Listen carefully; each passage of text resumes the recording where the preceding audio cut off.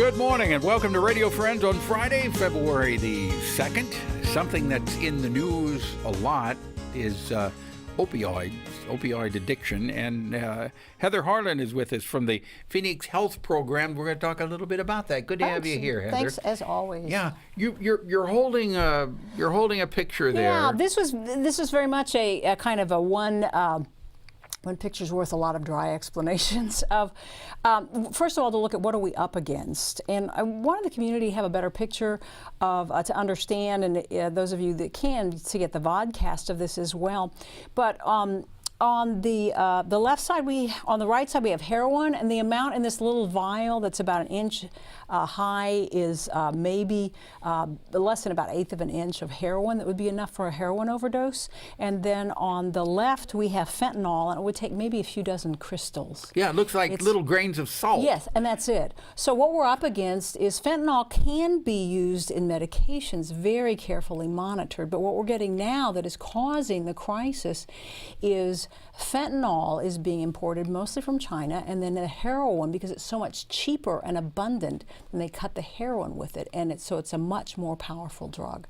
And now, is this being used in medication, or is this being used in illegal drug? Fentanyl is used in some medications and can be helpful, but again, monitor very carefully with your doctor and use that under strict supervision. But when we begin to put it under heroin, with people who aren't pharmacists, without controlled situations, it can be lethal. So I wanted people to see what very small amounts can be deadly. And so then we want to look at, so what can we do about that? And what the community can do, we wanted the community to be a little bit more aware of Narcan or naloxone, which is a medication which reverses the effects of the opioids. And you can't abuse it. It just knocks the opioids off those receptor sites so that people who may have overdosed, we have the opportunity to help them continue to live and come back from that. People can't change their lives around if they die. They can't get better if they die. We can't. But you're saying if you are addicted to an opioid?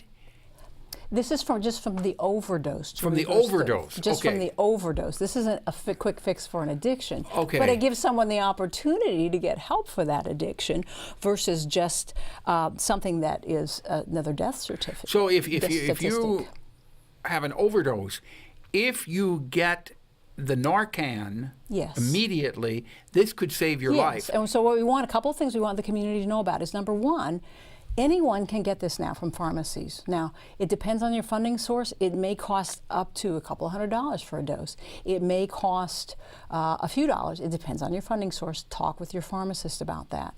But if you are an individual who thinks that you may witness an overdose and you would like to have this available, talk to your pharmacist about it. The other thing that we want the community to know is that at Phoenix Programs, we can train agencies, and we begin to work with individuals and families. We're already using it. We have it available at Phoenix to help people so they don't overdose and die. And again, treatment doesn't do them much good. Second and third chances. If they die. If they're gone. And the other thing is that we still have free groups available to family members. Yeah. Okay. All right. So you have the free family member. Yep. Monday, Wednesday, Thursdays, and then Saturday afternoons as well. Just call. We've got evening groups, free groups at the for Phoenix anyone. Health Program. Phoenix All right. And Heather, thank you so much for coming. Thank you, Paul. Thank you. I mean, this is a really serious thing. But if you want more information on this, please call. You can give them a call at 573-875-8880.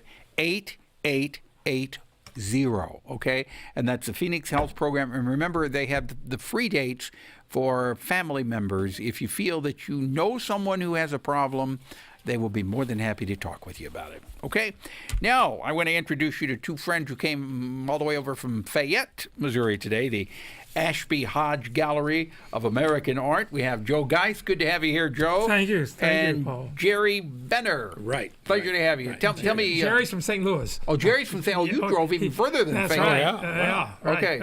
But what have you got going at? Well, we are opening a new show on January the 28th. This is our 25th anniversary this year. 2018, we're celebrating our 25th anniversary of the Ashby-Hodge Gallery. So this is the first show during this anniversary year, and so we're doing 2 shows actually.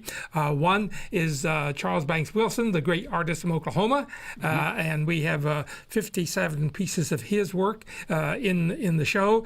And then we have our other show, which is our living artist Jerry Benner from St. Louis, and that's where we want to concentrate on Jerry today since he came all the way. Jerry looks very much alive. The living artist. I am. Yeah. Oh, he is.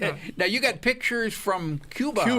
From Cuba. Yeah. All right, let's go through those pictures right now. For the people listening on the radio, describe what they are. For the people watching on television, oh, you got that classic old. Well, is that that's a what Chevrolet? most people think about Cuba. Yeah, the old cars from the 50s and 60s. If you don't go to Cuba now, you're going to miss all out. Okay. I want to tell you. Is that an old Chevrolet? That's about a 53 or 54 Chevy. You can't tell because it's been switched around a little bit. Yeah. Okay. The next picture you have is what?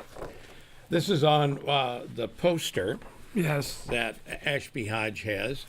And it's just a picture in Havana, but it shows you the creativity of the Cubans with the art mural and all that. And if you go to Cuba, Missouri, they have murals on the wall. They do? too. Yeah. Yeah, okay. They do. So Nothing like the Cuba- ones in Cuba, though. Right. Cuba's And- more interesting. So how long ago were you in Cuba? About almost exactly 1 year ago. Okay, and this one And this is just a picture of a street in Havana with all the overhead power lines. and the crumbling buildings and the people who gather in the middle of the street and talk and just spend their lives. This is typical Havana. Yeah, and So- the people are friendly as can be. They are friendly. Yeah. Most don't speak English very well. They Okay. speak Spanish. Yeah.